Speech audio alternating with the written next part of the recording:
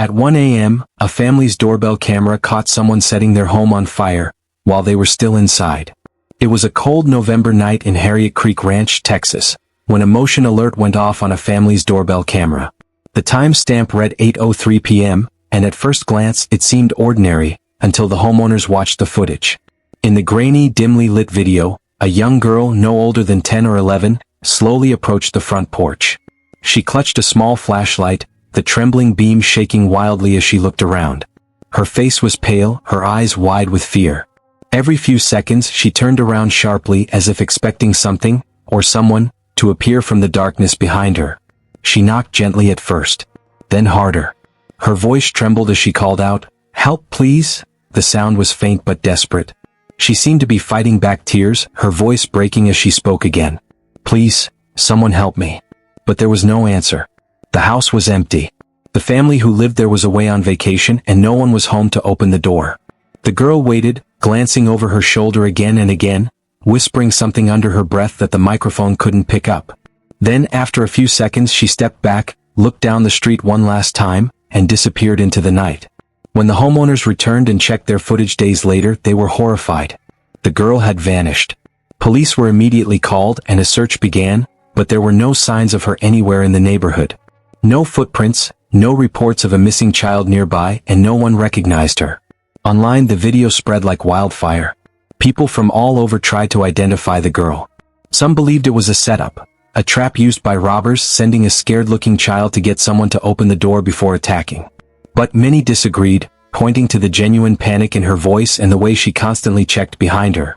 Others connected the footage to the disappearance of 9-year-old Serenity Dennard, a girl who had gone missing 9 months earlier from a youth facility in South Dakota. Could it be her? The timeline was possible and the resemblance was uncanny. But Serenity's family confirmed it wasn't her. The police never verified the link either. To this day, the identity of the terrified girl in that doorbell footage remains a mystery, a haunting reminder of how sometimes the most chilling cries for help go unanswered. It was a quiet Sunday morning in Sydney, Ohio, on July 31, 2022, when 22-year-old Allison Duckrow and her mother returned home after breakfast. The day was peaceful, until an unfamiliar car pulled into their driveway just as they stepped inside. Behind the wheel was James Rail, Allison's ex-boyfriend. They had broken up nearly 2 years earlier and hadn't spoken since.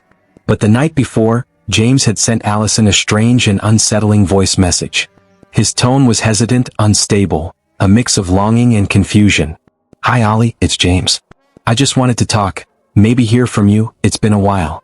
Please call me back." Allison never replied. She had moved on and wanted nothing to do with him. But now there he was, standing at her front door, uninvited. Allison spotted him through the doorbell camera feed on her phone. Her heart sank. She whispered to her mom not to open the door. For a few minutes, James just stood there, pacing, staring at the door as if waiting for someone to let him in. Then his demeanor changed. His movements became erratic, frustrated, desperate. When no one answered, James circled around the house, peeking through windows, searching for another way in. His behavior grew more aggressive by the second. Finally, he returned to the front porch and began pounding on the door, shouting Allison's name. Inside, Allison and her family were terrified. Her father grabbed his firearm and warned James to leave. But James didn't stop. He began forcing the door, throwing his full weight against it. The wood cracked. The hinges rattled. Then a single gunshot echoed through the quiet neighborhood. The police arrived minutes later to a scene that would make headlines nationwide. James was pronounced dead at the scene. The family, shaken and in disbelief, handed over the doorbell footage to investigators. Footage that captured everything. The video clearly showed James attempting to break in after multiple warnings. It left no doubt that Allison's father had acted to protect his family. 4 days later, on August 4th, the court ruled the shooting was justified self-defense. The haunting part? That quiet, almost pleading voice message James left the night before, the one that seemed harmless, was a warning no one realized until it was too late. It was the night of January 18, 2025, when a homeowner in Carrollton, Texas, received a strange doorbell notification while shopping at a nearby store. She glanced at her phone, expecting a delivery or a neighbor, but what she saw instead froze her blood. On the screen stood a tall man dressed entirely in black. His face was hidden behind a bright red goat mask, the kind associated with satanic rituals, horns curled, eyes hollow, a painted grin that seemed to stare straight into the camera. In his hands he held a cardboard box, worn and creased. Without saying a word, the masked man slowly approached the door. He looked up into the camera, tilting his head slightly as if aware that he was being watched. Then he rang the doorbell once, a single sharp chime that echoed through the quiet suburban night. After a few seconds he stepped back and carefully placed the box on the doormat. Next to it, he laid down a handwritten sign before turning and walking away into the darkness. When the homeowner replayed the footage in disbelief, she zoomed in on the sign. Scrawled in bold black ink were the chilling words, Revelation 20 verses 1 to 15. Curious but uneasy, she looked up the Bible verse. It described the binding of Satan, resurrection, judgment, and eternal torment.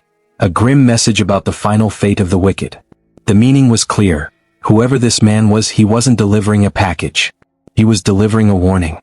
The woman rushed home, terrified to approach the box. She called the police, who arrived minutes later and cordoned off the property. For safety, the bomb squad was even contacted to inspect the package. But when they opened it, it was empty, nothing but air and a faint scent of burnt wax. Despite reviewing hours of neighborhood footage, the police found no trace of the masked man's vehicle or direction of escape. They concluded that since no crime was technically committed, there was little they could do. But for the homeowner, the damage was already done. Nights became sleepless, every sound outside sent her heart racing, and the sight of her own front door filled her with dread. The masked visitor was never identified, and to this day no one knows what his message truly meant, or if it was only the first warning. It was a quiet morning in Dudley, United Kingdom, when two close friends of 58-year-old Sharon Gordon decided to check on her. Sharon hadn't answered her phone in days, unusual for someone who always kept in touch. When they arrived at her home, the front door was locked, but the curtains were drawn tight, and something about the silence inside felt wrong. When police forced entry, they found Sharon lying motionless in her living room. There were clear signs of a violent struggle: overturned furniture, broken glass, and blood spatter near the walls. The community was shaken. Sharon was known as kind and meticulous, not the type to have enemies. Detectives immediately began combing through evidence, and one of the first things they checked was Sharon's doorbell camera. The footage was clear and damning. Just hours before her estimated time of death, her contractor, Peter Norgrove, had been at her doorstep. He was seen carrying tools and entering the house calmly. But what caught investigators' attention was the moment he left. His jeans appeared stained with something dark. He looked hurried, glancing over his shoulder before walking off camera. When police questioned Peter, he denied everything, claiming he left after discussing delays in the home renovation project. But the footage told another story. The blood on his pants matched Sharon's DNA. And when investigators searched his property, they made a horrifying discovery: a hammer hidden behind paint cans in his shed. It had traces of blood and hair on it. Under mounting evidence, Peter confessed. He told detectives that Sharon had confronted him about poor workmanship and missed deadlines. The argument escalated. She threatened to report him to the authorities for fraud. Enraged, Peter snapped. He grabbed the nearest tool, the hammer, and struck her repeatedly in a fit of rage. His calmness after the act was chilling. He wiped down what he could, locked the door, and walked away, believing no one would ever know. But he forgot one thing: the unblinking eye of the doorbell camera. In 2023, Peter Norgrove was sentenced to life imprisonment for Sharon Gordon's murder. The judge called the footage a silent witness that spoke louder than words.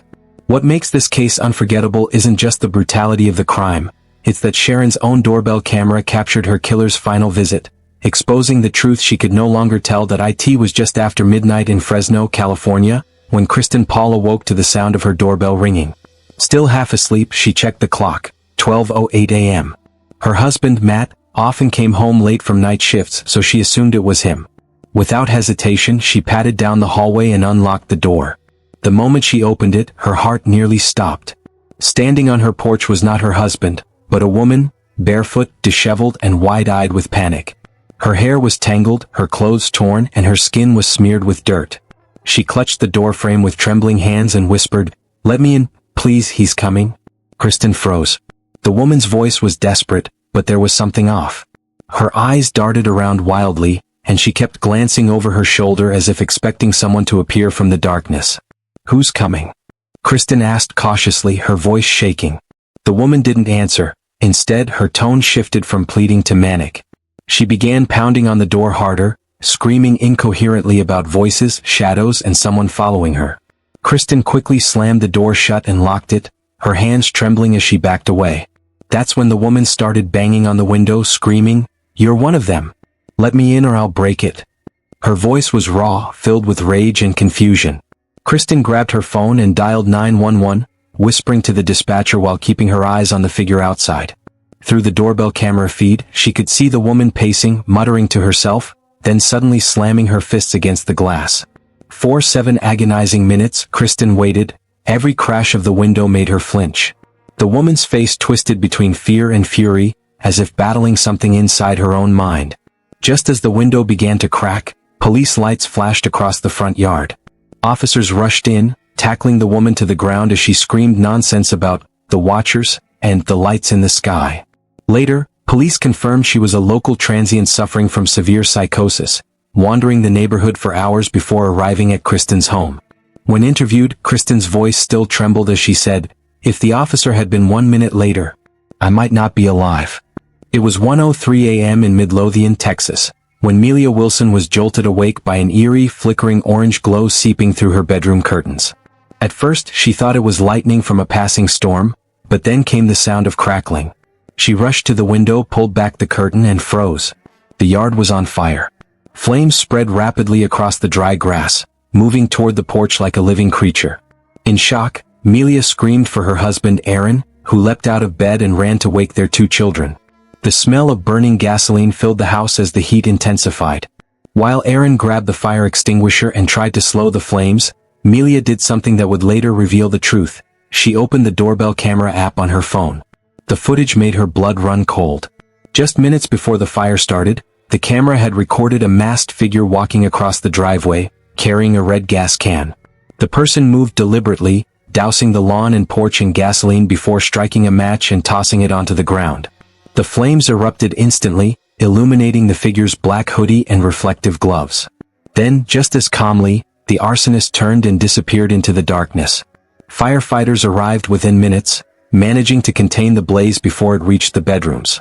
The Wilson family escaped without injury, but the damage to their yard, porch, and car was devastating. The doorbell footage became the key evidence, proof that this wasn't an accident. But who would want to destroy their home? Aaron told detectives he had recently been involved in a legal dispute with a former business partner, a messy lawsuit that ended just weeks earlier. He suspected revenge, but investigators couldn't find any conclusive links. The masked figure's face was completely obscured, and the gloves left no fingerprints. As days passed, the Wilsons tried to rebuild, but the fear never left. Melia started checking the cameras every night before bed, jumping at every motion alert. The children refused to sleep in their own rooms. Months later, Aaron said quietly in an interview, "You can replace what you lose in a fire, but not the feeling of safety. That's gone forever." To this day, the masked arsonist has never been identified, and the Wilson family lives with the terrifying thought that the person who tried to burn them alive might still be watching.